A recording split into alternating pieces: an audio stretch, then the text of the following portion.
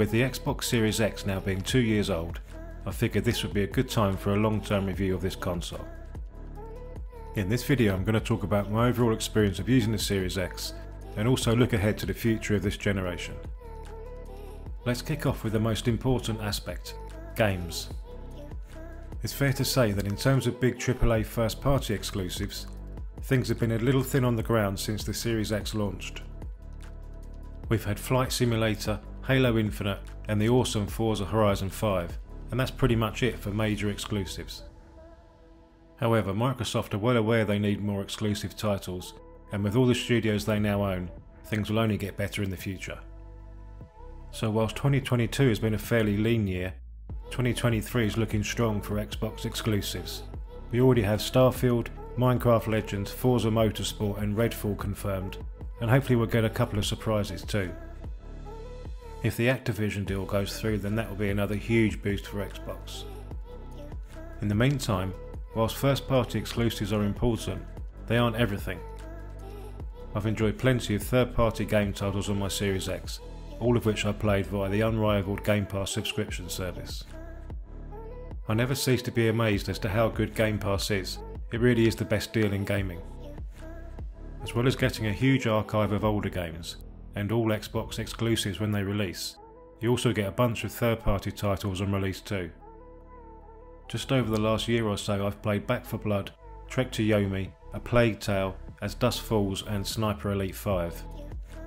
These are all quality third-party titles that I didn't have to pay a penny for. No other subscription service comes close to matching Game Pass.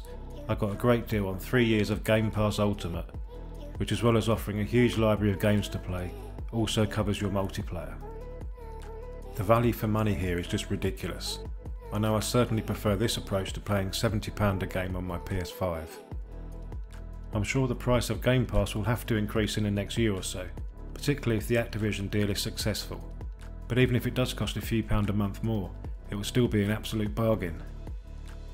So in terms of performance, the Series X has delivered the goods. I actually started out this generation with the Series S. That's a great little machine, but the Series X has been a nice upgrade and step up in performance. Gaming output has been excellent on the Series X, with the majority of games hitting native 4K, with awesome looking graphics on my OLED TV. Thanks to the custom SSD storage, game load times are nice and snappy. It also makes the console near silent in day-to-day operation. The Series X also enjoys higher frame rates than the Series S, which in combination with VRR makes for an overall smoother gaming experience. It should be said that you do need a fairly high-end TV or monitor if you really want to take advantage of these features, but VRR and 120Hz are slowly becoming more mainstream in displays. In terms of the user interface and home screen, I feel this is an area that Xbox could use some improvement. To me, the whole thing feels too busy and slightly dated, with too much advertising. That being said, it's nice and responsive, and we have seen some improvements here since launch, with 4K resolution, a better search and more customization options. Hopefully they can refine things further going forward. So when it comes to the hardware design, the Series X is an industrial looking machine and it's definitely on the chunky side. This doesn't really bother me, but it's a pretty tight fit in my TV stand. Hopefully we'll see a more slimline hardware revision in the next year or so. Whether we see a revised Series X offering high performance this generation is debatable, particularly when you consider the ongoing chip shortages, price inflation and supply chain issues.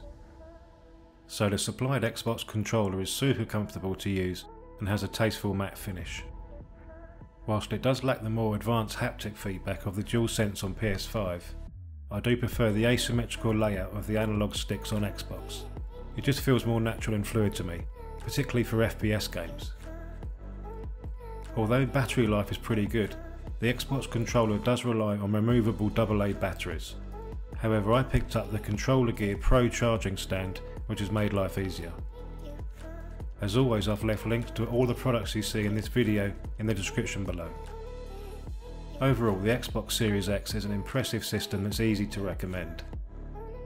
This is a powerful machine offering excellent graphics performance, higher frame rates and fast loading times, resulting in a smooth and seamless overall gaming experience.